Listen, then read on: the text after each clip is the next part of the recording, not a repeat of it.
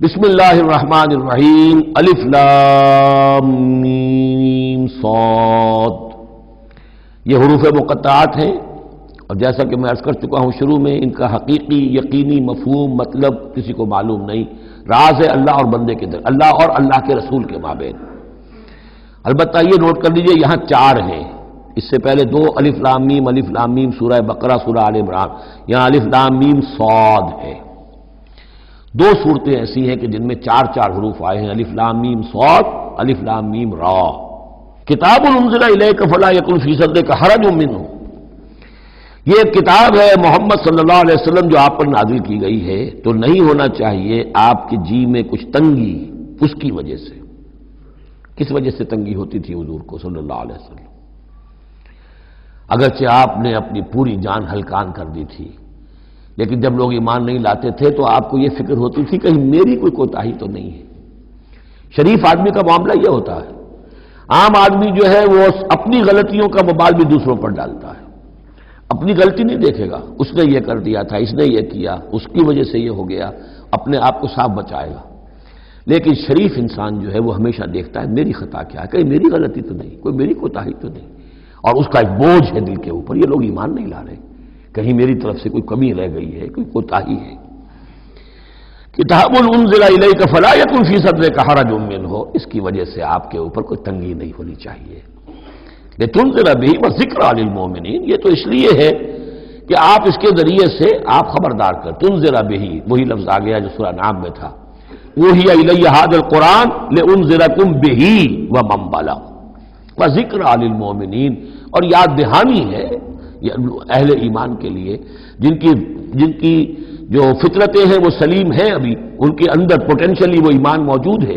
اس ایمان کو ڈورمنٹ کو وہ ایکٹیویٹ کر کے یاد دہانی، جیسے کہ آپ کو کوئی چیز بھول گئی تھی، اس کی کوئی نشانی دیکھی فوراً وہ شے یاد آ گئی، اس طریقے سے اللہ تعالیٰ نے اس کتاب کی آیات کو ذکرہ بنا دیا ہے۔ اتبعوا ما انزل الیکم من ربکم، پیروی کرو اس کی جو نازل کیا گیا تمہاری طرف تمہارے رب کی طرف سے۔ اب یہ کس کی بات ہو رہی ہے؟ اب یہ لوگوں سے خطاب ہو رہا ہے، پہلے حضور سے صیغہ تھا، فلا یکن فی صدرک حرج، اتبعوا جمع کا صیغہ ہے، پیروی کرو اس کی جو نازل کیا گیا تمہاری طرف تمہارے رب کی طرف سے، ولا تتبعوا من دونہ اولیاء، اور مت پیروی کرو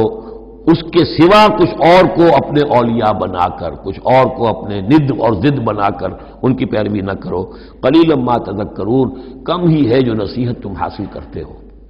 یہ نوٹ کر لیجئے کہ یہ سورہ اعراف اس اعتبار سے تو قرآن مجید کی سب سے بڑی مکی صورت ہے کہ یہ 24 رکوعوں پر مشتمل ہے اور 206 آیات ہیں۔ 24 رکوع، مکی صورت کوئی اتنی نہیں ہے، اور دوسری جیسے کہ مدنیات میں سب سے بڑی سورہ بقرہ ہے 40 رکوعوں پر مشتمل، لیکن تعداد آیات میں ایک اور سورت ہے مکی جو اس سے بڑھ گئی ہے، 227 آیات ہے سورہ شعراء کی، لیکن سورہ شعراء میں آیات چھوٹی چھوٹی ہیں، تعداد زیادہ ہے، رکوع اس کے کل 11 ہیں، مصحف میں 14 صفحات میں سورہ شعراء آ جاتی ہے جبکہ یہ 34 صفحات میں ہے، تو سب سے بڑی مکی صورت یہ ہے۔ وَكَمْ مِنْ قَرْيَةٍ أَهْلَكْنَاهَا، جیسا کہ میں نے کہا تھا ایام اللہ وذکرہم بایام اللہ، یہ اس سورہ مبارکہ کا اہم عمود ہے، لہذا شروع ہی میں اب اس کا تذکرہ ہو رہا ہے۔ وَكَمْ مِنْ قَرْيَةٍ أَهْلَكْنَاهَا، کتنی بستیاں ایسی جنہیں ہم نے ہلاک کیا، یہ قوم نوح، قوم ہود، قوم صالح، قوم شعیب، یا عمورہ اور صدوم کی بستیاں، کم من قریۃ اہلکناہا فجاءھا باسنا، تو ان پر آ پڑا ہمارا عذاب، بیاتن، یا تو رات کے وقت جبکہ وہ رات گزار رہے تھے، او ہم قائلون، یا جبکہ وہ دوپہر کے وقت قیلولہ کر رہے تھے، فما کان دعواہم اذ جاءھم باسنا، تو پھر ان کی چیخ پکار اس کے سوا کچھ نہیں تھی جب وہ عذاب آ پڑا، الا ان قالوا انا كنا ظالمین، کہ ہائے ہماری شامت، ہم ہی ظالم تھے، ہم نے ہی اپنے اوپر ظلم ڈھایا ہے، واقعتاً ہمارے رسولوں نے تو ہماری آنکھیں کھولنے کی کوشش کی تھی۔ فَلَنَسْأَلَنَّ الَّذِينَ أُرْسِلَ إِلَيْهِمْ وَلَنَسْأَلَنَّ الْمُرْسَلِينَ، اور ہم لازماً پوچھ کر رہیں گے ان سے بھی جن کی طرف ہم نے رسولوں کو بھیجا، اور لازماً پوچھ کر رہیں گے رسولوں سے بھی۔ یہ بھی فلسفہ رسالت کا بہت اہم جو ہے موضوع ہے جو اس ایک آیت میں آیا ہے، اور بڑے زور شور کے ساتھ آیا ہے، بڑی جلالی شان کے ساتھ آیا ہے۔ دیکھیے اللہ رسول بھیجتا ہے کسی قوم کو خبردار کرنے کے لیے۔ اب اس پر ایک بڑی بھاری ذمہ داری آ گئی، اگر وہ کوتاہی کرے تو قوم سے پہلے اس کی پکڑ ہو جائے گی۔ سمجھ لیجئے اس بات کو۔ الرب رب وإن تنزل والعبد عبد وإن ترقى۔ یہ ایسے ہی ہے جیسے آپ نے کسی کو پیغام دیا اپنے کسی دوست کے لیے کہ بھائی ذرا پیغام وہاں پہنچا دینا، یہ کام کل شام تک وہ ضرور کر دیں، ورنہ میرا بڑا نقصان ہو جائے گا۔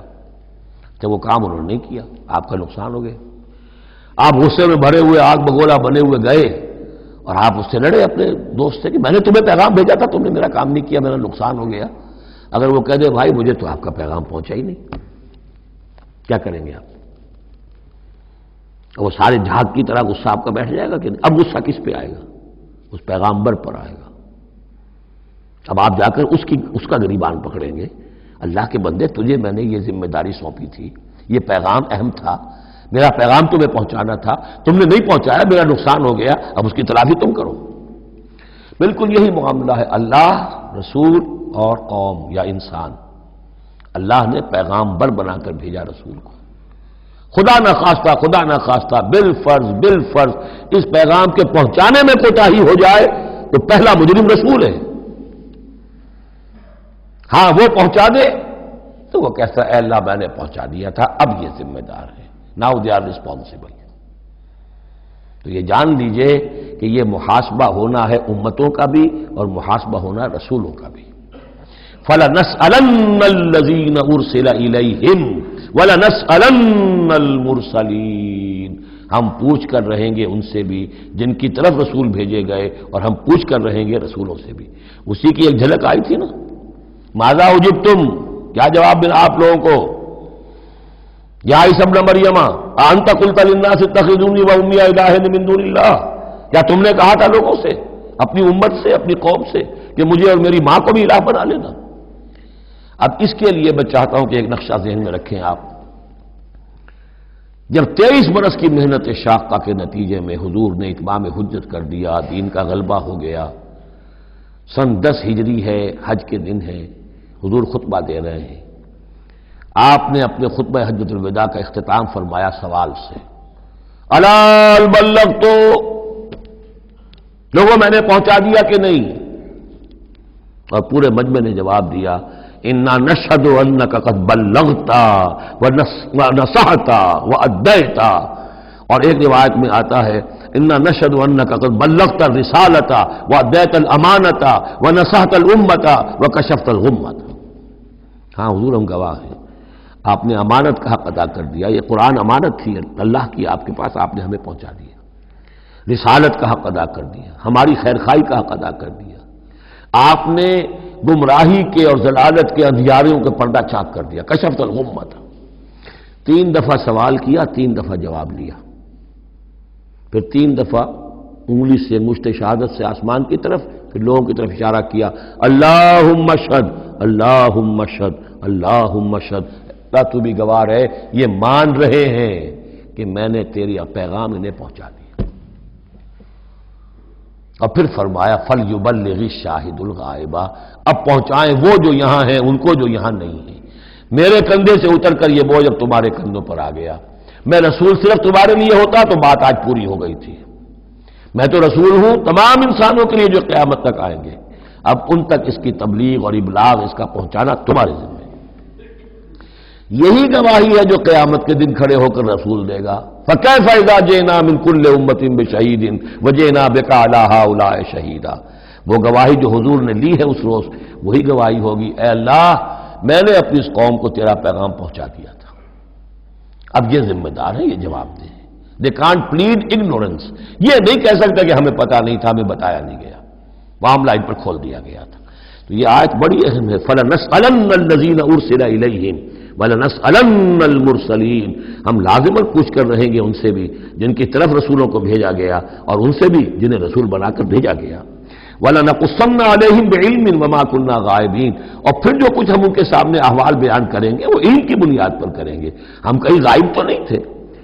جب جو کچھ ہو رہا تھا، جو کوئی محمد کر رہے تھے اور صحابہ کر رہے تھے ان کے، وہ بھی ہم دیکھ رہے تھے، اور جو کچھ ابو جہل اور ابو لہب کر رہے تھے وہ بھی ہم دیکھ رہے تھے۔ مَا كُنَّا غَائِبِينَ، ہم کہیں غائب تو نہیں تھے، ہاں تمہاری نگاہوں سے اوجل تھے، ہوا معکم اینا ما کنتم، وہ تو تمہارے ساتھ ہی ہے جہاں تم ہو، تو ہم تو خود جو ہے، تم خود گواہ ہے، ہر صورتحال جو ہے وہ ہمارے سامنے ہے۔ والوزن یومئذ الحق، اور اس روز وزن ہوگا حق ہی میں۔ اس کے دو ترجمے اس کے ہو سکتے ہیں، حق ہی میں وزن ہوگا اور وزن ہی فیصلہ کن ہوگا، یعنی یہ کہ اللہ کی کوئی ترازو ایسی ہوگی، ایک تو ترازو دو پارٹوں والی ہوتی ہے، ایک ترازو آپ کو معلوم ہے کہ وہ سپرنگ بیلنس جو ہوتا ہے، جس شے میں وزن ہو اسی سے تو سپرنگ جو ہے نیچے جائے گا نا۔ باطل کاموں میں وزن ہی نہیں ہے، ریاکاری کی نیکیوں میں کوئی وزن ہی نہیں ہے، وہ سرے سے خالی ہے، وہ پادر ہوا ہے، ان کی کوئی حیثیت ہی نہیں۔ والوزن یومئذ الحق، اس دن صرف حق میں وزن ہوگا، نمبر ایک، اور اس دن حق ہی فیصلہ کن ہوگا، وزن ہی فیصلہ کن ہوگا، یعنی جو اگر دو پلڑوں والا ہے تو جس کا پلڑا نیکیوں کا بھاری ہے بس اس کے لیے نجات ہے۔ فمن ثقلت موازینہ، تو جن کے پلڑے بھاری ہوں گے، فاولئک هم المفلحون، تو وہ ہوں گے فلاح پانے والے۔ ومن خفت موازینہ،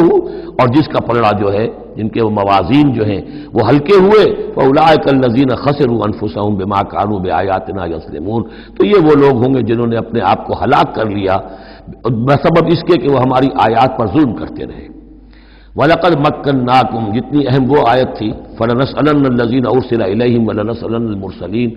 اتنی ہی اہم اب یہ آیت ہے، وَلَقَدْ مَكَّنَّاكُمْ فِي الْأَرْضِ، اور دیکھو انسانوں ہم نے تمہیں زمین میں تمکن عطا فرمایا، وَجَعَلْنَا لَكُمْ فِيهَا مَعَاشٍ، اور اس میں تمہارے لیے معاش کے سارے سامان رکھ دیے، جو ضرورتیں تمہارے جسم کی وہ یہیں سے پوری ہو رہی ہیں۔ تمہیں بڑا خطرہ پڑ گیا ہے کہ زمین کے جو خزانے ہیں ختم ہو رہے ہیں، خوراک کم ہو رہی ہے، دیکھو نا ہم نے سمندر کے اندر سے کیا کیا خوراکیں نکال دی ہیں، اللہ کے خزانے ختم ہونے والے نہیں ہیں، ہم نے تمہارے لیے معاش کا پورا بندوبست رکھا ہوا ہے۔ قلیلا ما تشکرون، لیکن بہت کم ہے جو شکر تم کرتے ہو۔ اب یہ جو آخری آیت تھی اس کے حوالے سے دوسرے رکوع میں مضمون چل رہا ہے، وَلَقَدْ مَكَّنَّاكُمْ فِي الْأَرْضِ، فرمایا وَلَقَدْ خَلَقْنَاكُمْ ثُمَّ صَوَّرْنَاكُمْ ثُمَّ قُلْنَا لِلْمَلَائِكَةِ اسْجُدُوا لِآدَمَ فَسَجَدُوا إِلَّا إِبْلِيسَ، دیکھو ہم نے تمہیں بنایا، پھر تمہاری تصویر کشی کی، پھر ہم نے کہا فرشتوں سے جھک جاؤ آدم کے سامنے۔ اب یہ آیت پھر ان لوگوں کو سپورٹ دیتی ہے جو قرآن مجید میں جو ایوولوشن، کریشن جو ہے انسان کی، اس کے بارے میں یہ سمجھتے ہیں کہ قرآن مجید سے نظریہ ارتقاء کو تقویت حاصل ہوتی ہے۔ میں آپ کو بتا چکا ہوں اب تک جو چیزیں آئی ہیں کہ ایک جگہ پر آدم کی مثال دی گئی، مٹی سے بنایا، اس میں کہا کن فیکون، وہ اسپیشل کریشن کی تائید والی آیت ہے، لیکن یہ کہ کسی مقام پر آپ کو وہ ایوولوشن والی بات جو ہے وہ سامنے آتی ہے۔ اب یہاں جو بات آ رہی ہے وہ اس اعتبار سے بہت اہم ہے کہ پہلے جمع کا صیغہ ہے، لقد خلقناکم، ہم نے تمہیں پیدا کیا، معلوم ہوتا ہے کوئی اسپیشیز پہلے پیدا کی گئی، نسل پیدا کی گئی، ثم صورناکم، پھر تمہاری تصویر کشی کی ہے، فنیشنگ ٹچز دیے ہیں، تمہیں بنایا ہے، تمہارے نقش و نگار سنوارے ہیں، ثم قلنا للملائکۃ اسجدوا لآدم، پھر ہم نے حکم دیا فرشتوں کو کہ جھک جاؤ آدم کے سامنے۔ آدم تو ایک ہے لیکن یہاں صیغے آ رہے ہیں جمع کے، اور اسی کی تائید ہو گئی تھی ان اللہ اصطفیٰ آدم و نوحا وآل ابراہیم علی العالمین، آدم کو بھی چنا تھا، تو معلوم ہوتا ہے کہ ایک امکان ہے۔ باقی یہ چیزیں جیسے کہ میں نے عرض کیا تھا یہ تھیوریز ہیں، لیکن ان میں جہاں کہیں جس چیز کے لیے کوئی آتا ہے اشارہ اس کو ہمیں جان لینا چاہیے، باقی we have to keep it open. ابھی دیکھیں گے اللہ تعالیٰ، ہو سکتا ہے جب حقائق اور مزید واضح ہو جائیں تو قرآن مجید مزید مبرر ہو کر سامنے آ جائے گا، لیکن جس حد تک وہ اشارات اب بھی ہمیں مل رہے ہیں انہیں بھی سمجھ لینا چاہیے، نوٹ کر لینا چاہیے۔ وَلَقَدْ خَلَقْنَاكُمْ ثُمَّ صَوَّرْنَاكُمْ ثُمَّ قُلْنَا لِلْمَلَائِكَةِ اسْجُدُوا لِآدَمَ فَسَجَدُوا إِلَّا إِبْلِيسَ، اب یہ مضمون ہم پڑھ چکے ہیں، سجدہ کیا سب نے سوائے ابلیس کے، لم یکن من الساجدین، نہ ہوا وہ سجدہ کرنے والوں میں، قال